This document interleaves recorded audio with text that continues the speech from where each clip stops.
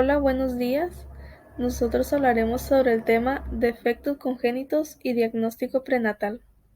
Mi equipo está conformado por Bañuelos Virgen Jessica Yanet, Bustillo Salcedo Asanti Alondra, Gastelum Vera Jessica Paola y Borja Sánchez Ashley.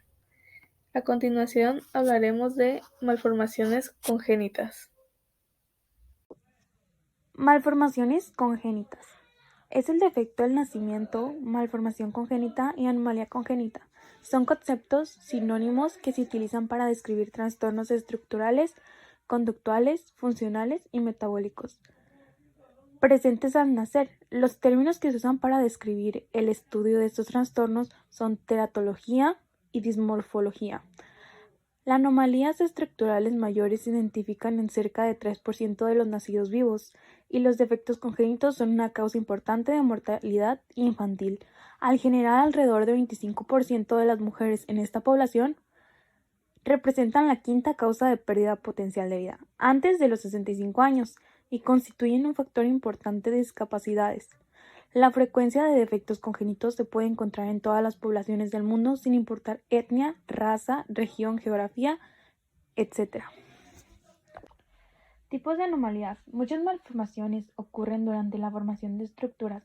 Por ejemplo, en el periodo de la organogénesis, que se extiende desde el inicio de la tercera semana hasta el final de la octava semana de gestación, puede traer consigo la ausencia completa o parcial de una estructura o alteraciones de su configuración normal. Las malformaciones derivan de factores ambientales, genéticos o ambos, que actúan de manera independiente o conjunta. Si bien esta afirmación es válida para muchos factores que influyen sobre el desarrollo normal, es importante señalar que ese establecimiento de los ejes corporales de desarrollo ocurre desde una fase tardía de la primera semana, en la etapa del blastocito, y que una gran variedad de defectos congénitos puede deberse a la interrupción de la señalización celular durante la determinación de los ejes cráneo-caudal e izquierda-derecha. Así, el periodo crítico en que se genera la mayor parte de los defectos congénitos estructurales se extiende desde el momento de la fecundación hasta la octava semana de la gestación. En el periodo que sigue a la octava semana y hasta el nacimiento, la exposición a un factor tóxico no suele producir defectos estructurales, debido a que los sistemas orgánicos ya se formaron y se rebasó el periodo crítico. Sin embargo, la diferencia de los órganos, en particular el cerebro, aún es sensible durante este periodo y lo pueden afectar. Los accidentes vasculares que determinan defectos transversos en las extremidades y otros producidos por bandas amnióticas son ejemplos de factores destructivos que generan disrupciones.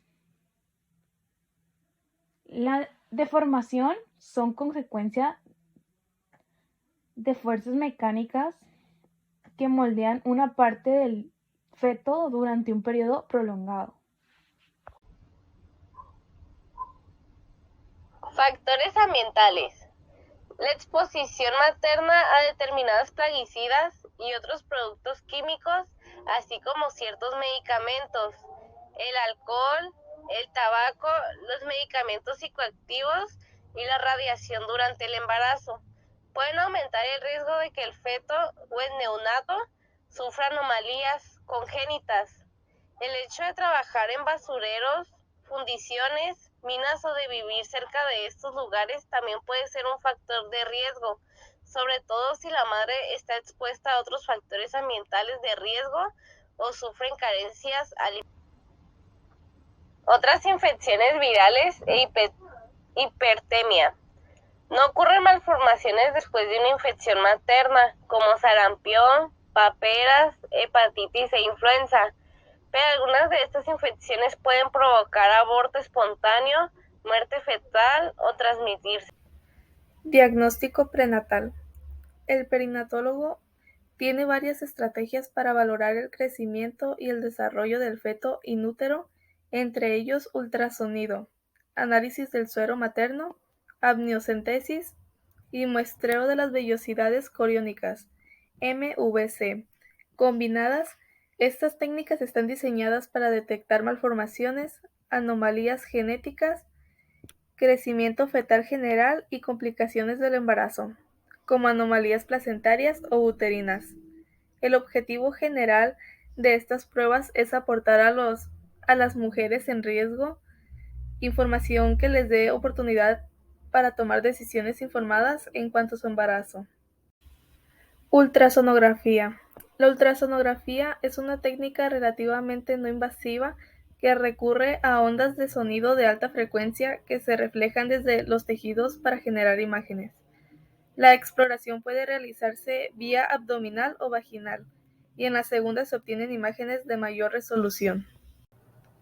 Amniocentesis. Durante la amniocentesis se inserta una aguja a través del abdomen hasta la cavidad amniótica, que se identifica mediante ultrasonido y se extraen alrededor de 20 a 30 mililitros de líquido. Por la cantidad de líquido que se requiere, el procedimiento no suele realizarse antes de las 14 semanas de gestación, en que consiste un volumen suficiente que evita poner en riesgo al feto. Estudios recientes sugieren que el riesgo de pérdida fetal relacionada con este procedimiento es bajo, de 1 en 300 a 500. Muestreo de vellosidades coriónicas. El MVC implica la inserción de una aguja a través del abdomen o la vagina hasta alcanzar la masa placentaria y aspirar alrededor de 5 a 30 miligramos de tejido velloso. Las células pueden analizarse de inmediato, pero la precisión de los resultados es limitada debido a la frecuencia elevada de errores cromosómicos en la placenta normal.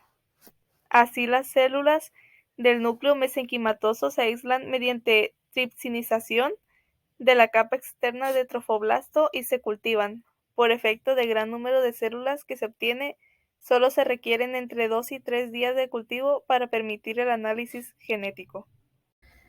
Cordocentesis o muestreo percutáneo de sangre umbilical. La cordocentesis o muestreo percutáneo de sangre umbilical, MPSU, es la técnica que se refiere para obtener sangre fetal. Puede utilizarse en la semana 14 y se realiza mediante la inserción de una aguja hasta el cordón umbilical, bajo guía con ultrasonido. Las muestras de sangre aportan células para un análisis citogenético rápido y se utilizan para diagnosticar enfermedades hematológicas. La técnica tiene una incidencia un poco más alta de pérdida fetal que la amniocentesis. Las pruebas diagnósticas prenatales invasivas como la amniocentesis, el MVC y el MPSU se reservan para embarazos de alto riesgo. Entre los factores que determinan un riesgo más alto en la mujer se encuentran en los siguientes: edad avanzada, 35 años o más, antecedentes familiar de problema genético como haber tenido un hijo con síndrome de Down o algún defecto del cierre del tubo neural, presencia de enfermedad materna como diabetes, ultrasonido o prueba de detección en suero o resultado normal. Pruebas de detección en suero materno. La búsqueda de marcadores bioquímicos relacionados con la condición fetal condujo al desarrollo de pruebas de detección en el suero materno. Una de las primeras pruebas de este tipo fue la cuantificación de las concentraciones séricas de AFP. La AFP se sintetiza por lo común en el hígado fetal, alcanza una concentración máxima alrededor de las 14 semanas y se fuga hacia la circulación materna, AFP en suero materno, a través de la placenta. Así, las concentraciones de AFP se incrementan en el suero materno durante el segundo trimestre y después de la semana 30 de gestación comienza a mostrar declinación constante.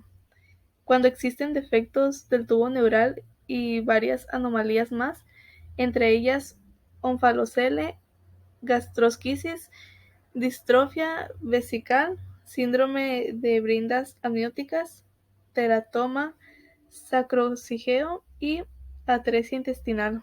Las concentraciones de AFP se elevan en el líquido amniótico y en el suero materno. En otros casos, las concentraciones de AFP disminuyen, como en el síndrome de Down, la trisomía 18, las anomalías de los acromosomas sexuales y la triploidea. Estudios para detección prenatal no invasivos.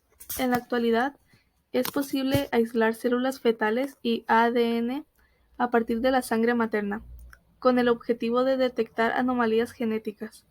Las células fetales atraviesan la barrera placentaria desde las semanas 4 a 6 de la gestación y pueden analizarse mediante hibridización in situ con fluorescencia FISH y técnicas de reacción en cadena de la polimerasa PCR.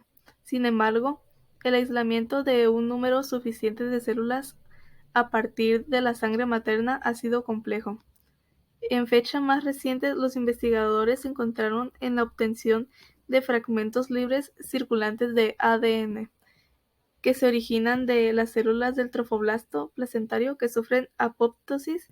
Este ADN-CL comprende entre 5 y 50% de todo el ADN-CL en el plasma materno y puede aislarse y secuenciarse, lo que permite obtener secuencias genómicas fetales completas. En consecuencia, la prueba tiene mayor especificidad y valor predictivo para la detección aneuploidea, trisomía 13, 18 y 21 que las pruebas de detección estándar. En la actualidad, este estudio solo se utiliza para detección, de tal modo que un resultado positivo se confirma luego mediante MVC o amniocentesis. Sin embargo, muchos investigadores consideran que la prueba sustituirá por último a estos procedimientos invasivos. Terapia fetal. Puede definirse como cualquier tratamiento prenatal administrado a la madre con la indicación primaria para mejorar los resultados perinatales o a largo plazo para el feto o recién nacido. Transfusión fetal. En los casos en que existe anemia fetal producida por anticuerpos maternos o de otras causas, pueden realizarse transfusiones de sangre al feto. Se recurre al ultrasonido para guiar la inserción de la aguja hasta la vena del cordón umbilical y se hace una transfusión directa de sangre al feto. Tratamiento médico fetal.